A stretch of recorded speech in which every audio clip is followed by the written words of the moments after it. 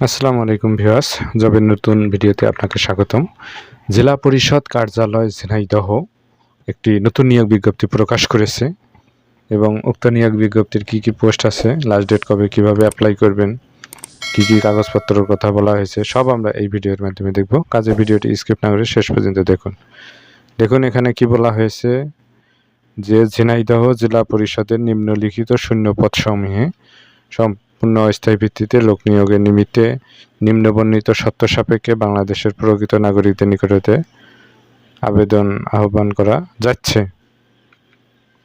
এখানে নিম্নমান সহকারী মুদ্রাক্ষরিক অথবা কম্পিউটার অপারেটর পদের সংখ্যা 1টি, সার্ভেয়ার পদের সংখ্যা 1টি, জিপ চালক পদের সংখ্যা 1টি, ইলেকট্রিশিয়ান গ্রেড 17 পদের সংখ্যা 1টি, তারপর হচ্ছে ডুপ্লিকেটিং মেশিন অপারেটর পদের সংখ্যা 1টি, অফিস সহায়ক 1টি, সুইপার 1টি।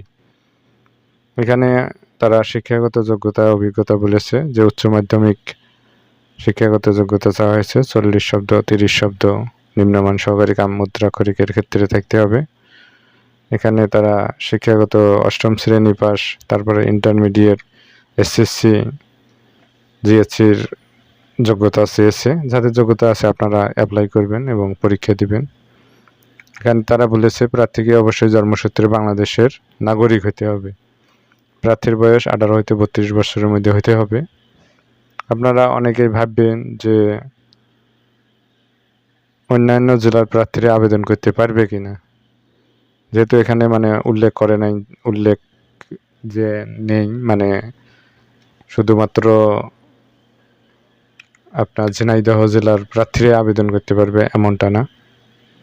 এখানে বাংলাদেশের নাগরিক হতে হবে এবং যে কোনো জেলার প্রার্থীরাই আপনারা আবেদন করতে পারবেন।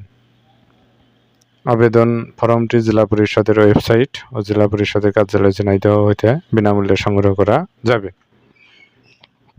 এভাবে এখানে খামের উপর মোটা অক্ষরে পদের নাম, কোটা এগুলো লিখতে হবে। তো শিক্ষাগত যোগ্যতার সত্যায়িত কপি, এনআইডির ফটোকপি, তারপর হচ্ছে নাগরিকত্ব সনদ, সব কিছুই আপনাকে খামের ভিতরে দিতে হবে এবং যেভাবে তারা বলেছে ঠিক সেইভাবে আপনাকে খাম করে সিটি যোগে পৌঁছাতে হবে।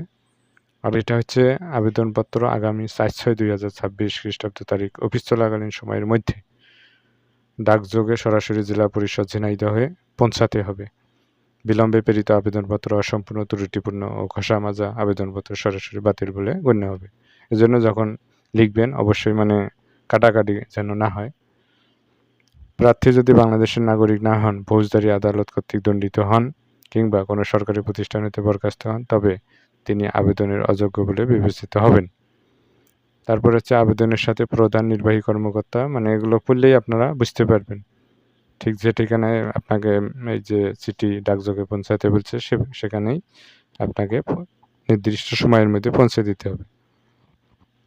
মৌখিক ও ব্যবহারিক পরীক্ষার সময় অর্থাৎ ভাইবা আর হচ্ছে প্র্যাকটিক্যাল পরীক্ষার সময় প্রার্থীকে সকল শিক্ষাগত যোগ্যতার সনদের মূল কপি প্রদর্শন করতে হবে, অর্থাৎ সার্টিফিকেট, কম্পিউটার সার্টিফিকেট, তারপরে হচ্ছে এসএসসি ইন্টারের সার্টিফিকেট, অনার্স ডিগ্রি সার্টিফিকেট, এগুলো মূলটাও লাগবে আর হচ্ছে আপনার ফটোকপি হলে সেগুলো সত্যায়িত করে নিতে হবে।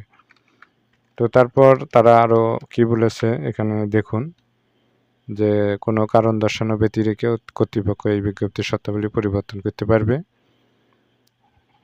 আবেদনকারীকে অবশ্যই তার সর্বশেষ অর্জিত শিক্ষাগত যোগ্যতার বিষয়টি আবেদনে উল্লেখ করতে হবে।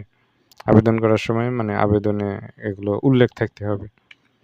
তো এখানে আপনাকে যেভাবে বলেছে ঠিক সেইভাবে আপনাকে আবেদনপত্র লিখে ডাকযোগে পৌঁছে দিতে হবে নির্দিষ্ট সময়ের ভিতরে।